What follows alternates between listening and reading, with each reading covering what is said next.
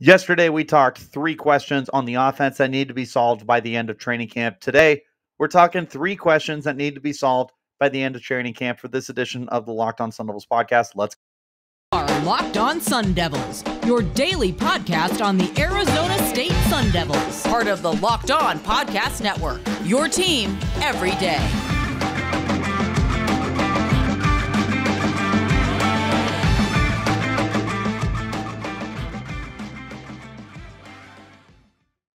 And welcome back to this edition of the Locked On Sun Devils podcast. My name is Richie Bradshaw, and I will be your guide for everything Arizona State Sun Devils. As always, thank you guys so much for making us your first listen of the day.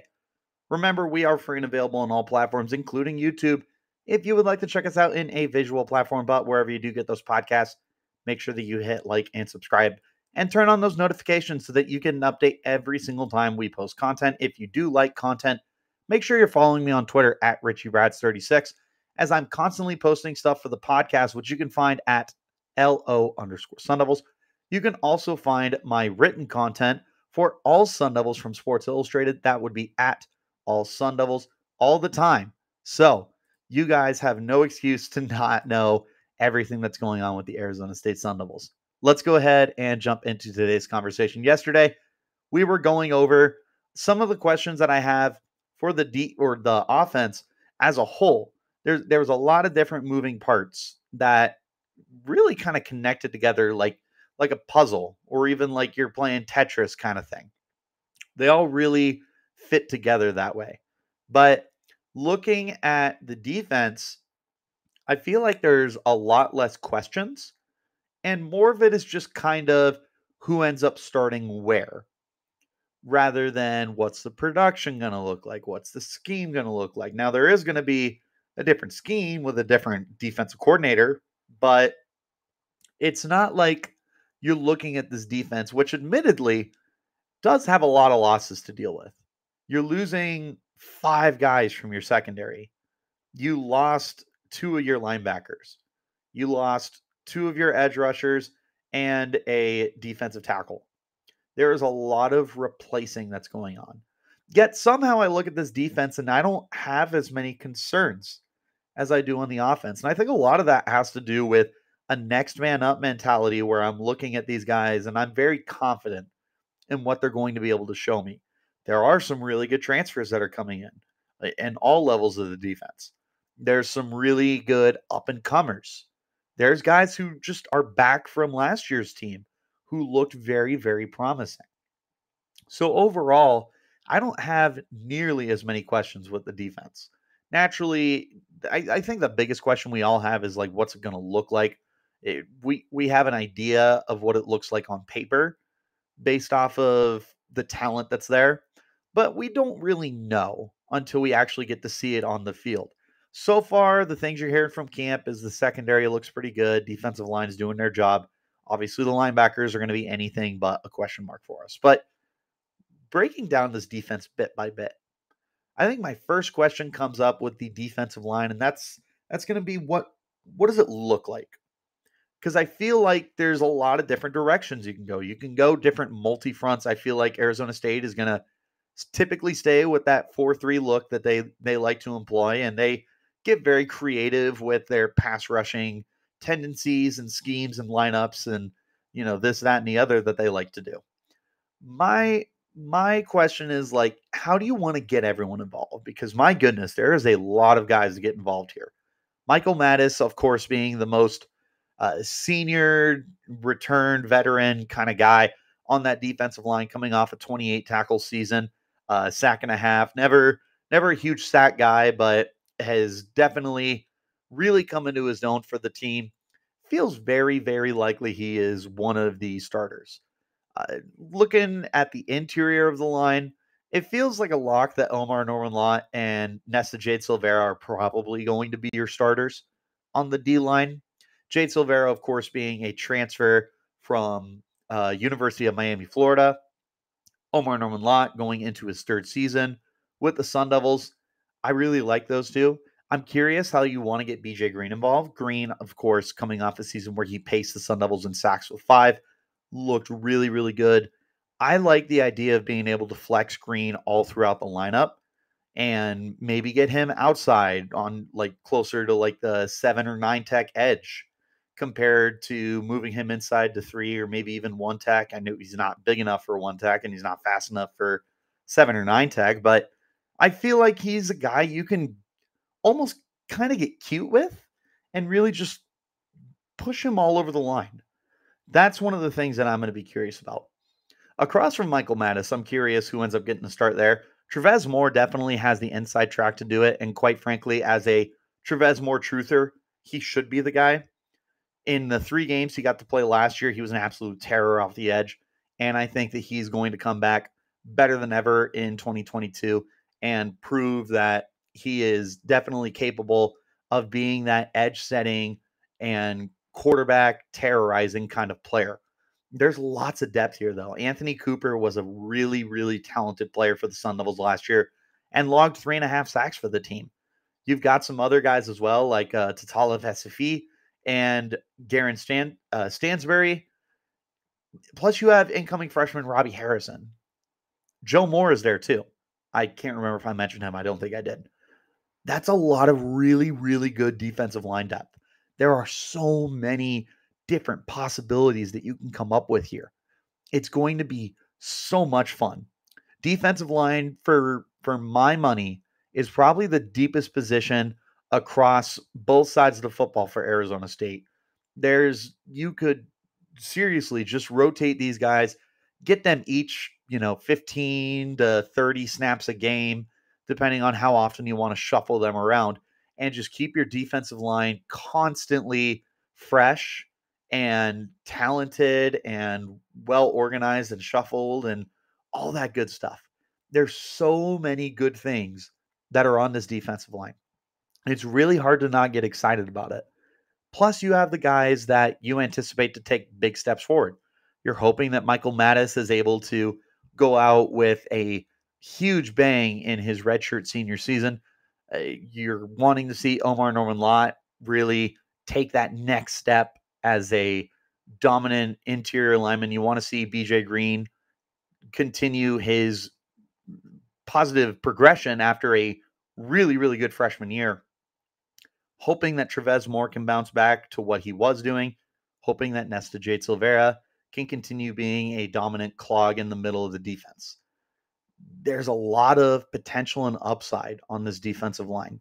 Plus all that depth that I just talked about. Cooper, Moore, Vesafi, Stansbury, Harrison. There's so many possibilities that you could do here.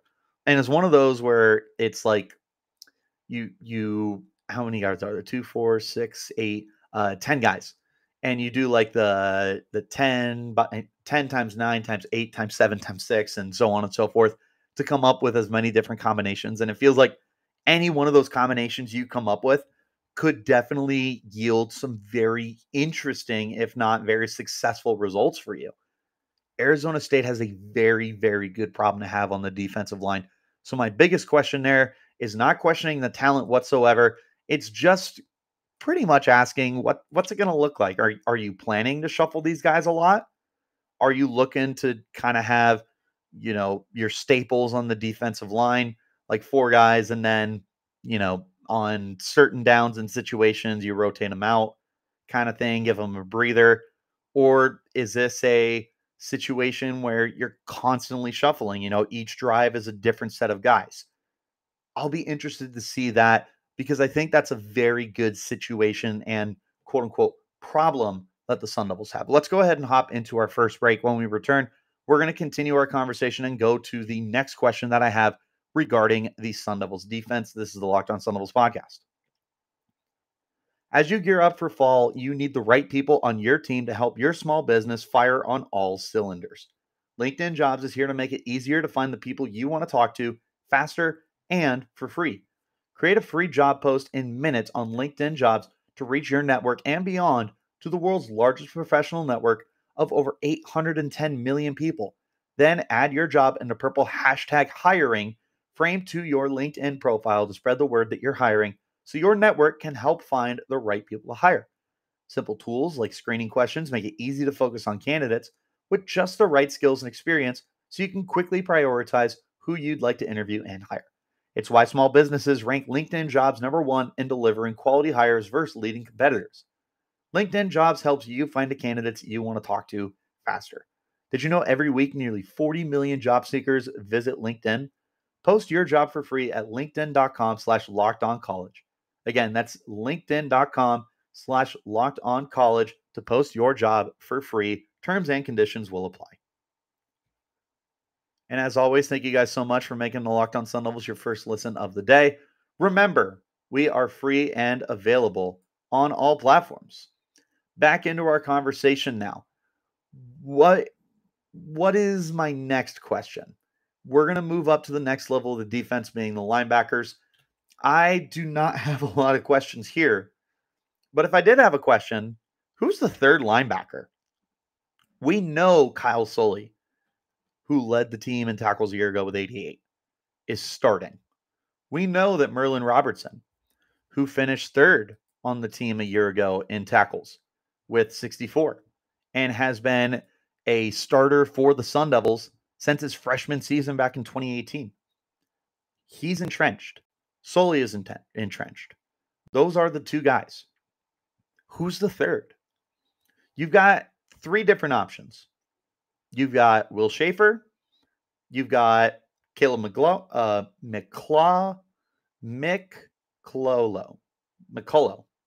Final answer, Caleb McCullough. That's what I'm going with. Caleb, I'm really sorry if I butchered that. Please feel free to yell at me. And Conner Soelle, who's Kyle's brother. Those are the three guys that you're going to be looking at. Now, in my predictions for the starting 11 on defense that I did last week, I went with a 4-2-5 look where I only listed two linebackers starting.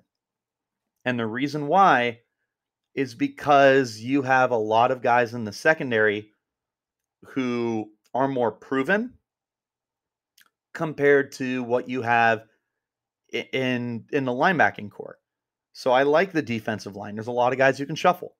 I like the secondary. There's a lot of questions, but there's also a lot of really fun potential. Linebacker, you've got your two solidified studs with Soelle and Merlin Robertson. And then the third guy. Now, this isn't a bad thing. This is actually a very intriguing role that we've got going on here. It's one I'm really looking forward to because this is going to determine the future that you have right now. There's a lot of guys who are going to be competing for playing time, not just this year, but also next year. I'm looking at Caleb McCullough. Caleb McCullough. I'm looking at Will Shaffer, and I'm looking at Conner Soelle. Between the three of them, they combined for 21 tackles last year, and 16 of those came from Conner Soelle. And Conner Soelle has looked pretty dang good. I think he looked better than his brother at times last year. To me, he's probably the third linebacker right now because he has the most experience. He is, for what it's worth, a redshirt sophomore with the team. Or, excuse me, he's a redshirt junior with the team. So, of the other two, because McCullough is a redshirt sophomore, as is Will Shaffer, he's got a little more experience compared to the two, a whopping whole year, but he does have more playing time on the field. McCullough only recorded 2 tackles a year ago, and Shaffer recorded 3. McCullough appeared in just 1 game. Shaffer appeared in 4. Comparatively, Conner Soelle, again, like I said, he had the 16 tackles aforementioned, but he appeared in 7 games, and he got himself some pretty decent playing time when you consider he was like the 5th linebacker. Because remember, you had Kyle Soelle, you had Merlin Robertson, but you also had Darian Butler and Eric Gentry, both of whom are obviously gone for different reasons. Who the third linebacker is will be important this year. Now, it may not be one of those situations where Arizona State is rolling out their linebackers nearly as much as they were last year, because that was probably the strength of your roster. 4 of your top 6 tacklers were your linebackers a year ago. 2 of them are gone. It is very unrealistic to expect that kind of production from your linebacker core again. But that doesn't mean that you can't get a very talented guy. What I would look at here for Arizona State is, more than anything, how does your outlook look for 2023? You'll have McCullough back. You'll have Shaffer back. You'll probably have Conner Soelle back. And you will have 2 commits coming in for the 2023 class. Ziri Alexander, who committed yesterday, Monday, August 8th. And you'll have R.L. Miller, who committed a little while back. I don't remember when. But that'll give you 5 pretty young and pretty inexperienced guys on this roster to compete for 3 linebacker spots, because Robertson and Kyle Sully are both going to be gone next year. So this battle is not only important for 2022, but it's going to be very, very telling for 2023, so we can figure out, okay, is the linebacker core going to be just fine, or is this going to be something we really need to address in the transfer portal? There's a lot hinging on who the 3rd linebacker is this year. It's not just about 2022. This is going to play into 2023 as well. So very important storyline to monitor there. Let's go ahead and hop into our final break. When we return, I got one more question for the defense that I want to see answered by the end of training camp. This is the Locked On Sun Devils podcast. And make sure that you guys are staying tuned with everything going on in the Pac-12 by tuning in to the Locked On Pac-12 podcast hosted by my good friend Spencer McLaughlin. Get all of your Pac-12 news in 30 minutes or less and stay in touch. Make it your second listen of the day, guys. You get your ASU stuff and you get your Pac-12 stuff. You're in the loop with everything. Best of both worlds. Final question. Going to the secondary. Final part of the defense here. There's a lot of new faces. You lost 3 corners. You lost Chase Lucas, you lost Jack Jones, and you lost Tommy Hill. You lost both your safeties. DeAndre Pierce is gone. Evan Fields is gone. Incoming are 2 transfers at safety in Chris Edmonds and Corey Bethley. You have a couple other guys at corner who are coming in, most notably Ro Torrence. You have some good depth guys who should be able to step into bigger roles. The Markham brothers, Keon and Kawan. Jordan Clark is a guy I absolutely adore. He is probably the only guy on that defense that I would be willing to say has like a guaranteed starting spot in the nickel. The rest of the secondary, to me, feels like a total toss-up. Timarcus Davis feels like a lock for one of the outside corner spots. Corey Bethley feels like a lock at one of the safety spots. The rest of it really feels like it's anybody's game. So my question, who are the outside corners going to be? I think when it's all said and done, the predictions I made for my starting 11 at safety, I said Corey Bethley and Keon Markham get my starts, but Chris Edmonds is going to be heavily involved. Like I said, Jordan Clark is going to lock up the nickel. There's no competition for him there. Not that there isn't talent behind him, but he is that good. There's no ifs, ands, or buts. Jordan Clark is your nickelback, and that is a very, very great thing. Outside corner, there's a lot of intriguing talent and conversation here. Like I said, I feel like Timarcus Davis, in a worst case scenario, has an inside track for one of the 2 spots. He's probably your corner 1, I would think. From there, you have the aforementioned Torrence transferring from Auburn. You have the aforementioned Markham brother, this one, Keon Markham. Those 2 will get first dibs at the spot. You have Isaiah Johnson, who's a redshirt freshman, and, people are pretty excited about him. He is a very athletic guy. He's got great size at 6'1", so you hope that he's got that outside potential. Naturally, like we just said, he redshirted last year, so we don't know much about him at all. We're going to find out. You're going to be looking at RJ Reagan, who transferred, I believe. You have Ed Woods. You have Tariq Luckett, and potentially Mason Williams, although Mason Williams is listed as a nickelback as well behind Jordan Clark. That's a lot of guys and not a lot of starting time. Plus, for Arizona State, in a situation like what I had where they ran the 4-2-5 defense, you have one of those three corner spots is locked up. You might have two locked up with Timarcus Davis. So now you look at the rest and you're like, who's it going to be? This is a good problem to have, but it's also one where we don't have a lot of clarity. There's a lot of different directions this could go. Now, I know that Ro Torrence is a very intriguing option because he is a 6'4" corner. He's massive. Also, correction, RJ Reagan is not a transfer. My apologies. Ro Torrence, massive dude.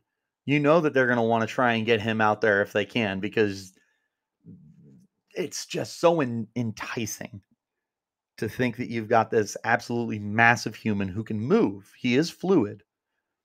And have him mirror match with any receiver opposing him. And it does make a difference. It's very hard for a 5'10" corner to cover a 6'3" receiver, but a 6'4" corner covering a 6'3" receiver, if he can move with him, I mean, that's about as good as it gets. So you know that they're going to want to get Torrence out there. But at the same time, Keon Markham has proven to be a very, very quality guy. He's not small either. He's 6'1". He had some pretty good playing time as well last year for the team. He ended up recording an interception and a little bit of time played. He hasn't been overly featured because of the amount of depth that Arizona State has had at corner over the last few years. Like I said, you had Chase Lucas, who was with the program 5 years. You had Jack Jones come in back in 2020. 2020. It might have even been 2019. Tommy Hill has been an important part of that defense as well. You've had a lot of different guys who have had very large roles in the secondary, and it's been hard for Keon to get consistent playing time. This feels like his absolute opportunity now, though, to basically secure this spot and make it his own. You know, it's up to him. This might be one of those where, like, it's Keon's to lose. And I'm here for it because I think that Keon can be a very, very good cover man. Plus, it would be pretty cool if Keon and Kawan ended up getting the starts for you, which I believe is what I had for my starting 11. That would be a really cool storyline more than anything. It's not the end all be all, but overall, I think that there's really three guys that are going to be competing for the starting two spots, at least at the start of the year. It's between Timarcus Davis, Ro Torrence, and Keon Markham. Those are the three guys. There's two spots. Who's going to get them? Because Jordan Clark's got the nickel. None of those guys are playing safety. And even if they were, between Keon Markham, Corey Bethley, and Chris Edmonds, there is not a spot for any of them to be playing safety for the Sun Devils. It is a great battle that we're going to be watching. There's a lot on the line here because there's a lot of uncertainty at the corner spot. We're not necessarily worried about it, but we definitely have some questions. And we're hoping that these guys are able to answer those questions in a way that we are satisfied with. But that is going to go ahead and wrap up this edition of the Locked On Sun Devils podcast. So thank you guys so much for making us your first listen every day. Remember, we're free and available on all platforms, including YouTube, if you would like to check us out in a visual platform. But wherever you do get those podcasts, make sure that you hit like and subscribe and turn on those notifications so you get an update every single time we post new content, which is Monday through Friday. If you're on Twitter, follow me at Richie Bradshaw36. Follow the podcast while you're there as well at LO_Sun Devils. And follow all Sun Devils at all Sun Devils for all the content that I'm pumping out for everything Arizona State. With those three accounts followed, you're going to be in touch with everything that's going on with the greatest college in the entire United States. But until next time, guys, you keep it locked right here on Locked On Sun Devils.